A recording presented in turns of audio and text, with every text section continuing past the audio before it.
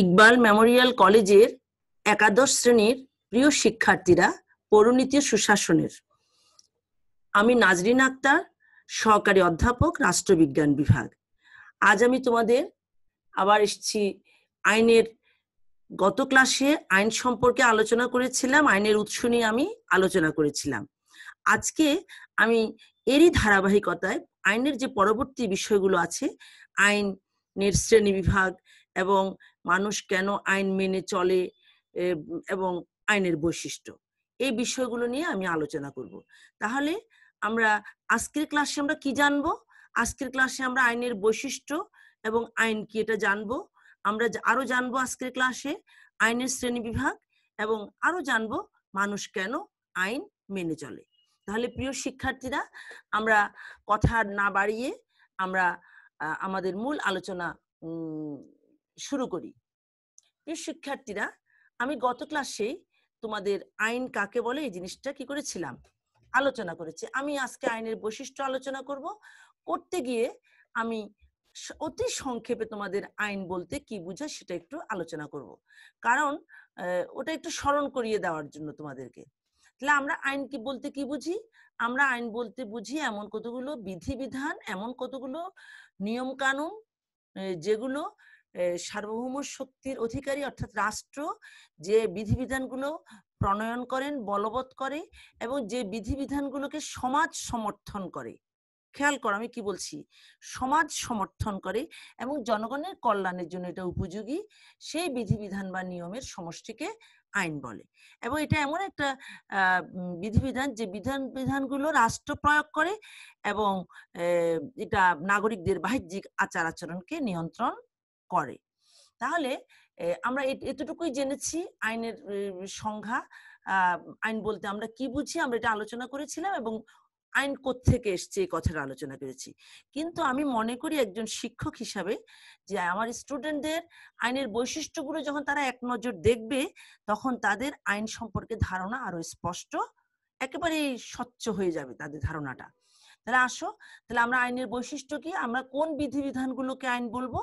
যেমন 1 নম্বর হচ্ছে বিধিবদ্ধ নিয়মাবলী। আইন সবসময় এটা লিখিত থাকে, এটা সাধারণত আমি দেখো একেবারে সবগুলোই লিখে থাকে সেটা আমি বলছি না।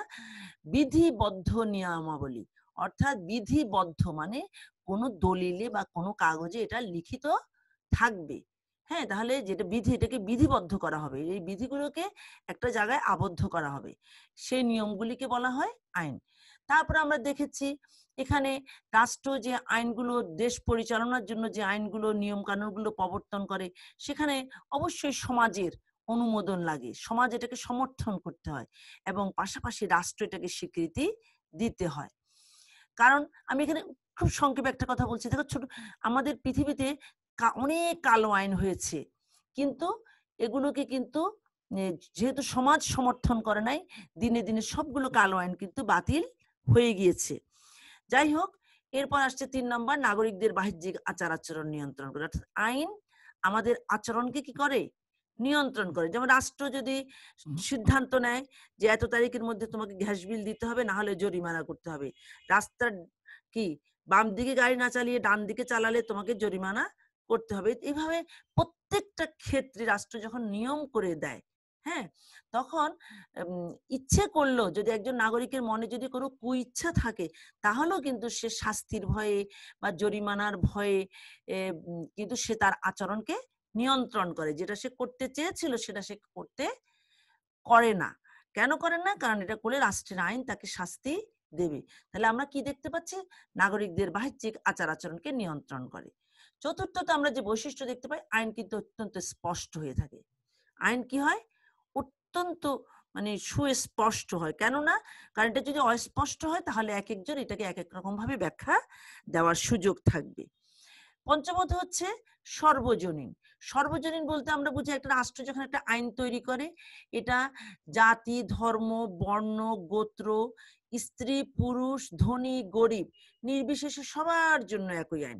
যেমন আমি একটা এখানে ছোট্ট একটা উদাহরণ দিয়ে বলছি, যেমন তোমার কাউকে যদি কেউ হত্যা করে, হ্যাঁ, তাহলে হত্যা করলে সেটা শাস্তি হচ্ছে মৃত্যুদণ্ড, ঠিক আছে।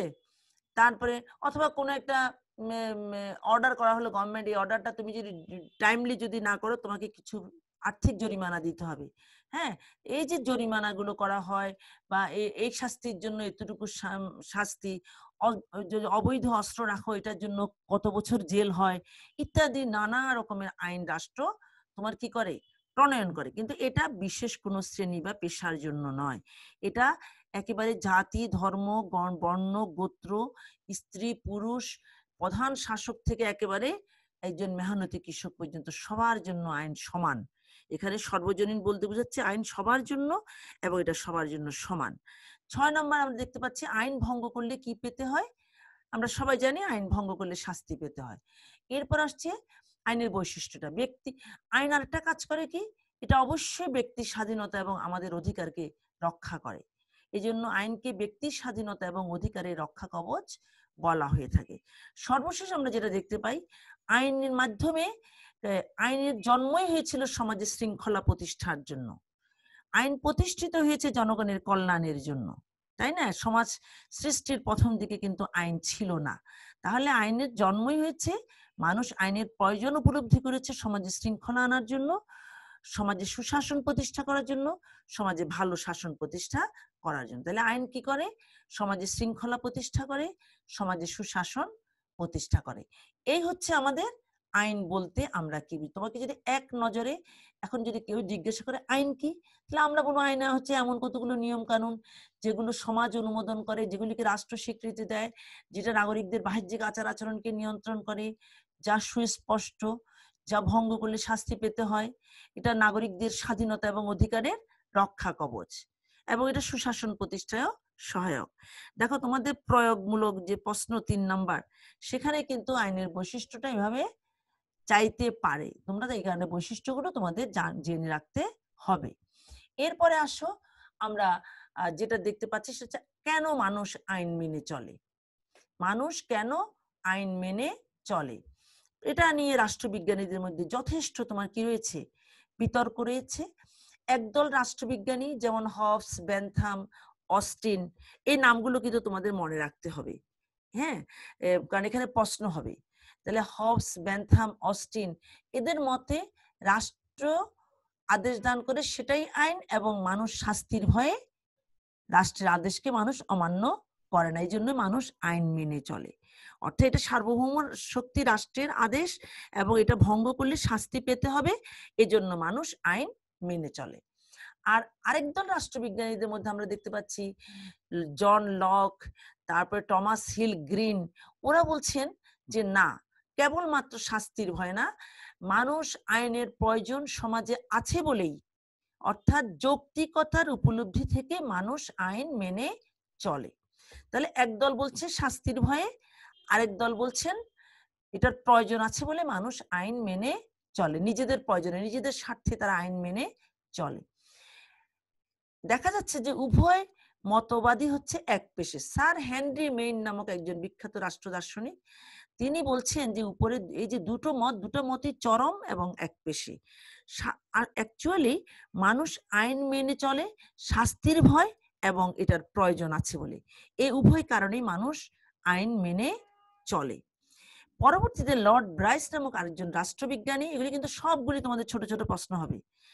লর্ড ব্রাইস নামক একজন রাষ্ট্রবিজ্ঞানী, তিনি বলছেন যে নির্লিপ্ততা বা উদাসীনতা, শ্রদ্ধা, সহানুভূতি, শাস্তির ভয়, উপযোগিতার উপলব্ধি বা উপকারিতা ইত্যাদি, এই 5টি কারণে মানুষ আইন মেনে চলে। তাহলে দেখো, আমি যে আইন মেনে চলার কারণগুলো এখানে আলোচনা করলাম, এখানে তোমাদের প্রশ্ন আসতে পারে, জ্ঞানমূলক আসতে পারে, তারপরে তোমার বহু নির্বাচনী প্রশ্ন আসতে পারে, কার মতে আইন রাষ্ট্রের আদেশ, বা কার মতে আইন ভঙ্গ করলে শাস্তি পেতে হয়, তাই মানুষ আইন মেনে চলে। সেখানে হয়তো আমি তোমাদেরকে এখানে অস্টিন, হবস, বেন্থামের নাম দিলাম, যে কোনো একটা নাম দিবে, আর বাকি 3 জন বাহিরের লোকের নাম দিবে।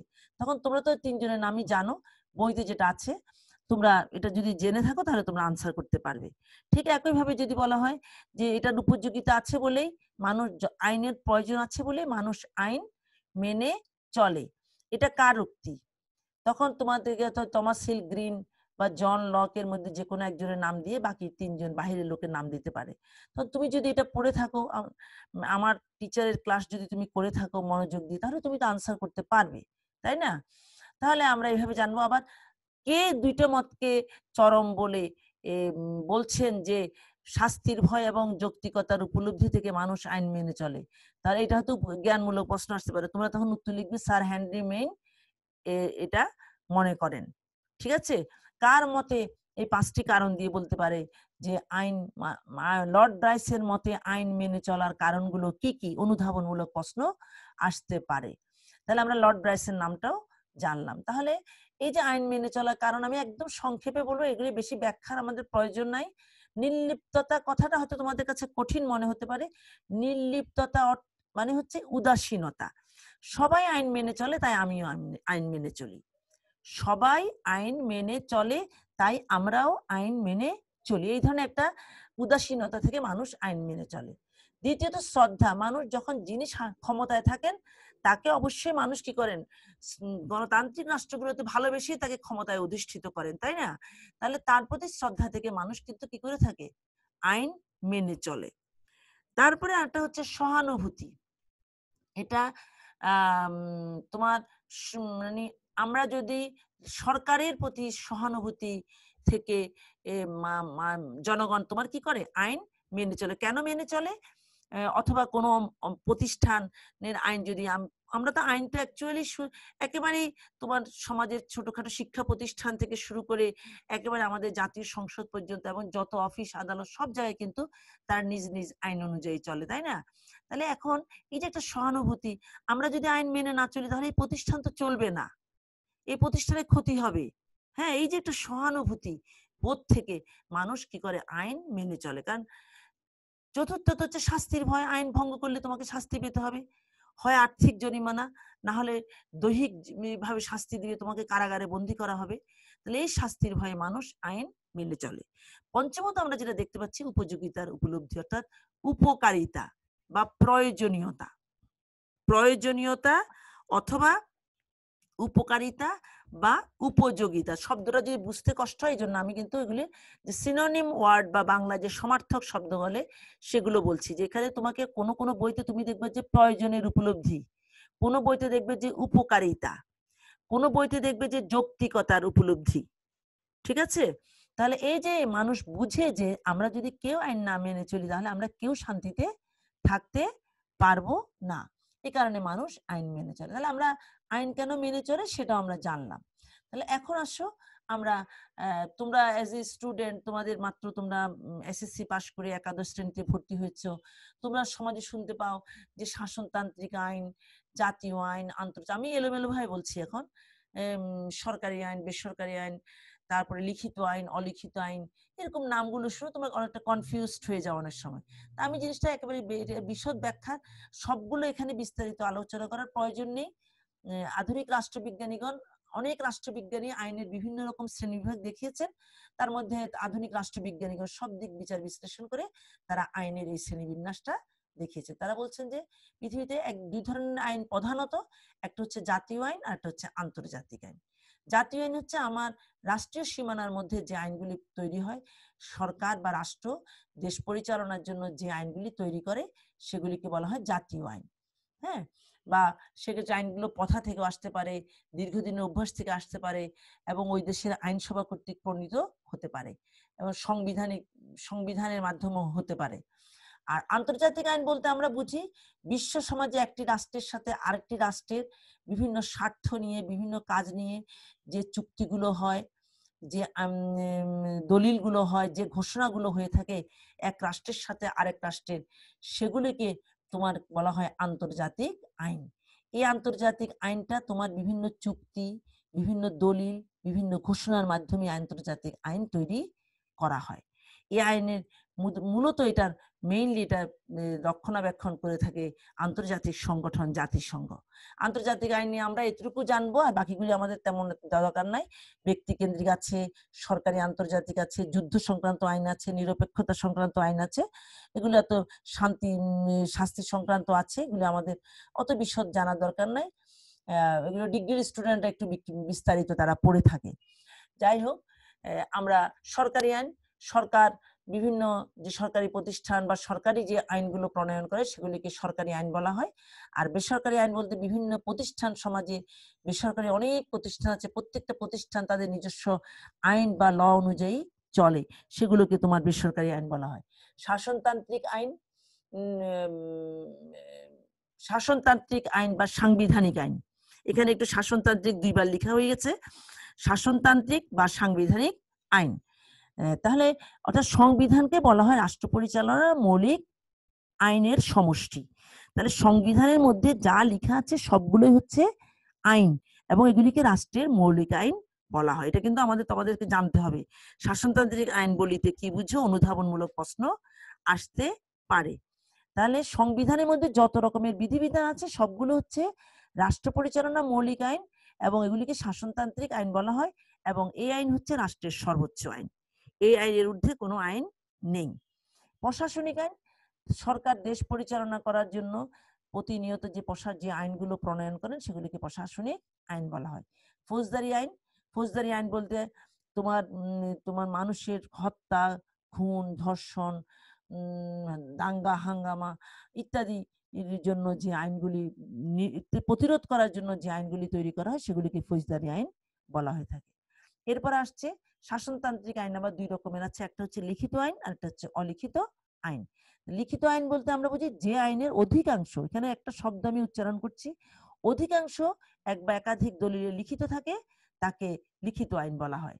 যেমন বাংলাদেশের যে সংবিধান, লিখিত সংবিধান, বা এখানে সবগুলি আইন লিখিত অবস্থায় আছে। আর অলিখিত আইন বলতে যে সংবিধানের অধিকাংশ, এটা কিন্তু সাংবিধানিক আইনের থেকে আবার দুই প্রকার, যে সংবিধানের অধিকাংশ বিধিবিধান, নিয়ম কানুন, অধিকাংশ শব্দকে সবগুলি কিন্তু অলিখিত না, কিছু লিখিত আছে এখানে, অধিকাংশ অলিখিত, তাকে অলিখিত আইন বলা হয়। যেমন গ্রেট ব্রিটেনের সংবিধান, গ্রেট ব্রিটেনের কি সংবিধান। তাহলে আমরা কি দেখতে পাচ্ছি, আমরা তোমার আইনের বিভিন্ন প্রকারভেদগুলো আমরা জানতে পারলাম। আমরা এখান থেকে আমাদের লিখিত আইন কি আসতে পারে, অলিখিত আইনকে অনুধাবনমূলক প্রশ্ন আসতে পারে, ফৌজদারি আইন কি আসতে পারে, শাসনতান্ত্রিক আইন কি আসতে পারে, আন্তর্জাতিক আইন কি আসতে পারে। আর আন্তর্জাতিক আইনে আমি তারপরে একটু বলছি, ব্যক্তিকেন্দ্রিক সরকারি আন্তর্জাতিক আইন, শাস্তি সংক্রান্ত আন্তর্জাতিক আইন, যুদ্ধ সংক্রান্ত আন্তর্জাতিক আইন, নিরপেক্ষতা সংক্রান্ত আন্তর্জাতিক আইন, এগুলির জন্য যে আইনগুলি আন্তর্জাতিক সংগঠন তৈরি করে সেগুলিকে আন্তর্জাতিক আইন বলে। এই হচ্ছে আমাদের আজকের আলোচনা। তাহলে আজকে আমরা কি জানলাম? আমরা আইনের সংজ্ঞা এবং বৈশিষ্ট্য দুটোই আমরা জানলাম। মানুষ কেন আইন মেনে চলে সেটা আমরা জানলাম। হ্যাঁ, এরপরে আমরা জানলাম তোমার কি আধুনিক রাজনৈতিক আইন সম্পর্কে। তাহলে প্রিয় শিক্ষার্থীরা, তোমরা আইন, পরিনীতি ও সুশাসনের শিক্ষার্থীদের জন্য অত্যন্ত গুরুত্বপূর্ণ একটি বিষয়। আমি পূর্বের ক্লাসেও এই কথাটাই তোমাদেরকে বলেছিলাম, তো আজকেও আবার বলছি যে তোমরা তোমরা ভালো করে আইন সম্পর্কে পড়বে। আমার বিগত ক্লাসটাকে তোমরা কি করবে, যদি যারা দেখোনি, আমি দেখেছি তোমরা অধিকাংশ এটা দেখোনি, যারা দেখো নাই তারা এটা ভালো করে দেখবে, বুঝার চেষ্টা করবে, এবং প্রত্যেকটা ক্লাস আমি আশা করি তোমরা করবে, তোমাদের জন্য খুবই গুরুত্বপূর্ণ। আজকে আমরা এখানে শেষ করছি। তোমরা সবাই সুস্থ থাকো, তোমরা ভালো থাকো, সবার শুভকামনা করে সবাইকে ধন্যবাদ জানিয়ে আমার বক্তব্য এখানে শেষ করছি।